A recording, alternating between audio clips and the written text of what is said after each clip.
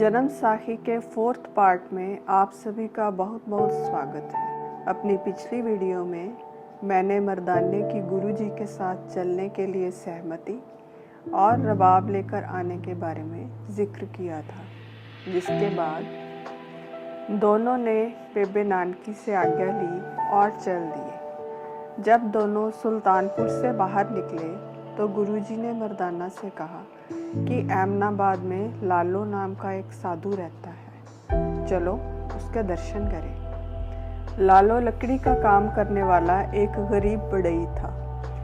दोनों भाई लालो के घर पहुंचे तो वो लकड़ी का काम कर रहा था। उसने दोनों को आदर सहित बिठाया और पूछा, आप कौन हो? गुरुजी ने कहा, कोई अनजान हो तो उसे वह सब बताएं, जो पहले से ही जानता है उसे क्या बताना। भाई लालो झट से बोला, आप तो मुझे नानक साध प्रतीत हो रहे हो। गुरुजी बोले, फिर पूछते क्यों हो? भाई लालो ने फिर से गुरुजी का नाम पूछा तो मर्दाना बोला, इनका ही नाम नानक निरंकारी है और मेरा नाम मर्दाना मिरासी है। भाई लालो ने गुरुजी के पैर पकड़ लिए। गुरुजी ने कहा, हमारा तुमसे वचन था सो चले आए।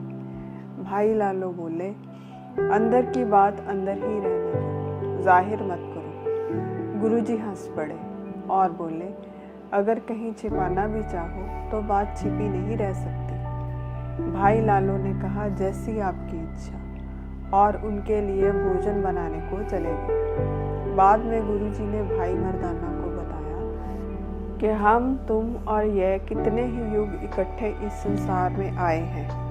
वो दोनों बातें कर ही रहे थे, इतने में भाई लालो कोधरे की रोटी और सरसों की पिन्नी लेकर आ गए। मर्दाने ने गुरुजी से कहा, घर से इतनी दूर हम किस लिए आए हैं? देखो, खाने को यह सूखी रोटी मिल रही है। गुरुजी ने रोटी चखने को कहा और बोले, पहले खाकर स्वाद तो बताओ। जब मर्दाने ने रोटी खाई तो उसे रोटी का स्वाद अमृत के समान लगा। इस तरह 3 दिन वह दोनों वहीं रहे। वहाँ रहने के बाद जब विदा लेने लगे तो भाई लालो ने गुरुजी को अपने पास 1 महीना रुकने की विनती की। गुरुजी मान गए। इस पर मर्दाने ने कहा, मैं एक बार तलवंडी जा आता हूँ, थोड़े दिनों में ही वापस आ जाऊँगा। और वह भी विदा लेकर तलवंडी चले गए। अभी कुछ 15 दिन ही बीते थे कि वहाँ के एक अमीर आदमी मलिक भागो की तरफ से ब्रह्म भोज का न्योता आया। जो ब्राह्मण न्योता लेकर आया था उसे गुरुजी बोले, हम तो फकीर हैं, ब्राह्मण नहीं, हमारा वहाँ क्या काम? ब्राह्मण ने कहा, अगर नहीं आए तो मलिक भागो नाराज हो जाएगा। परंतु फिर भी गुरुजी ब्रह्म भोज में नहीं गए। इस पर ब्राह्मण ने मलिक भागो के पास शिकायत कर दी कि नानक नहीं आया।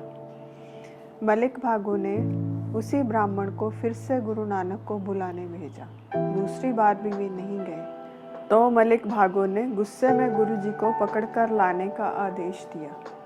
जब उसके आदमी पकड़ने के लिए गुरुजी के पास पहुंचे तो वह साथ चल दिए। भाई लालो रह ना सका, वह भी उनके पीछे पीछे चला गया। जब गुरुजी मलिक भागो के घर पहुंचे तो उसने गुस्से से पूछा, तुम क्षत्रिय होकर शूद्र के घर का अन्न ग्रहण करते हो और ब्रह्म भोज में भी क्यों नहीं आते? गुरुजी शांत रहे और पूछा, क्या अब कुछ खिलाने को है? मलिक भागो ने गुरुजी के लिए भोजन लाने को कह दिया। उधर गुरुजी ने पीछे भाई लालो को देखा तो कहा, लालो जाओ, तुम भी कुछ खाने को ले आओ। भाई लालो भागता हुआ घर गया और सूखी कोधरे की रोटी ले आया। इधर मलिक भागो ने पूरी कचौरी इत्यादि के भोजन से भरा थाल गुरुजी के आगे रखा। गुरुजी ने दाहिने हाथ में भाई लालो की सूखी रोटी और बाएं हाथ में मलिक भागो की कचौरी ले ली। फिर दोनों हाथों को जोर से भींचा तो कचौरी में से खून और सूखी रोटी में से दूध निकला। वहाँ जितने लोग बैठे थे सभी हैरान रह गए। गुरुजी ने कहा, मलिक भागो, तुम तो इंसान के खून का ब्रह्म भोज करते हो, ऐसा खाना हमें खिलाते हो। जो गरीबों का खून निचोड़कर इकट्ठा किया है। ब्रह्म भोज तो रोज भाई लालो के घर में होता है, जो ईमानदारी से कमाई करता है। इस पर मलिक भागो को बहुत क्रोध आया, पर वह कुछ नहीं कर सकता था। वहीं एमनाबाद में एक खान रहता था। उसका पुत्र बहुत बीमार था। उसने मलिक भागो को पास बुलाया और अपने पुत्र के बारे में बताया। मलिक भागो ने किसी अच्छे फकीर को बुलाने की सलाह दी। खान ने वहाँ सभी फकीरों को पकड़ने का हुक्म दिया। इन्हीं फकीरों में गुरु नानक भी पकड़े गए। खान ने उन्हें अपने पुत्र को ठीक करने के लिए कहा। उधर भाई लालो गुरुजी को ढूंढता हुआ उनके पास पहुंचा। गुरुजी ने भाई लालो को कहा कि तुम अपनी जूठी रोटी का टुकड़ा खान के पुत्र को खिला दो। भाई लालो ने वैसा ही किया और खान का पुत्र बिल्कुल ठीक हो गया। यह घटना देखकर मलिक भागो और खान दोनों गुरु नानक के आगे विनम्रता से माफ़ी मांगने लगे। खान ने कहा, मुझसे भारी भूल हुई जो सभी फकीरों को बंदी खाने में डाल दिया। इस पर गुरुजी ने दोनों को माफ़ किया और सभी फकीरों को छोड़ने को कहा। उधर मर्दाना जब तलवंडी पहुंचा तो गुरु नानक के पिता उनके बारे में पूछने लगे। राय बुलार ने भी मर्दाने को बुलवा लिया और कहा कि मैं बहुत बूढ़ा हो गया हूँ, गुरु नानक से कहो एक बार आकर मुझसे मिल लें। राय बुलार ने भाई बाला को भी मर्दाना के साथ गुरुजी को बुलाने भेज दिया। वह दोनों गुरुजी के पास पहुँचे और राय बुलार का संदेश सुनाया। गुरुजी राय बुलार का संदेश सुनने पर तलवंडी के लिए रवाना हो गए। तीनों तलवंडी पहुंचकर गांव के बाहर कुएं के पास बैठ गए। घर में जब पता चला कि नानक आया है तो पिता, माता और चाचा तीनों उन्हें लेने आए और घर चलने को कहा। तो गुरुजी बोले, क्षमा मेरी माता, संतोष पिता और सत्य हमारा चाचा है, जिससे इस मन को जीता है। धैर्य मेरी बेटी है, शांति मेरी सहेली है और यह बुद्धि मेरी चेली है। यही मेरा परिवार है। वह प्रभु हमारा मालिक है जिसने यह सब खेल रचाया। उसको छोड़कर किसी और के साथ जाऊं, यह दुखों का कारण है। तब चाचा लालू ने कहा, इसे राय बुलार के पास ले चलते हैं। वह गुरुजी को लेकर राय बुलार के पास पहुंचे। राय बुलार बिस्तर पर लेटा हुआ था। वह गुरुजी को देखकर बहुत खुश हुआ और उठने लगा तो गुरुजी ने तुरंत उन्हें आकर पकड़ा। राय बुलार ने गुरुजी से कहा, आप मुझे बख्शो और प्रभु से भी बख्शा दो। फिर राय बुलार ने गुरुजी की पसंद का खाना बनाने को अपने सुधा ब्राह्मण से कहा।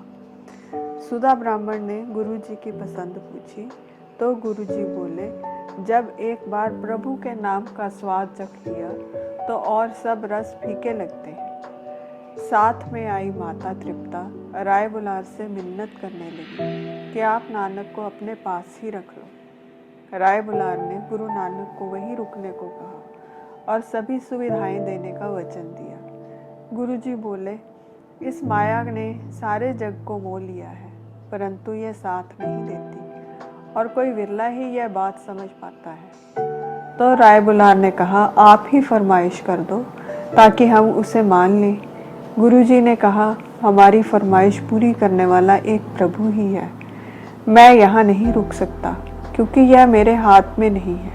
आप केवल मुझे जाने की आज्ञा दें। इसके बाद गुरु नानक, भाई मर्दाना और भाई बाला तीनों ही पहली उदासी के लिए चल पड़े। आज के लिए बस इतना ही।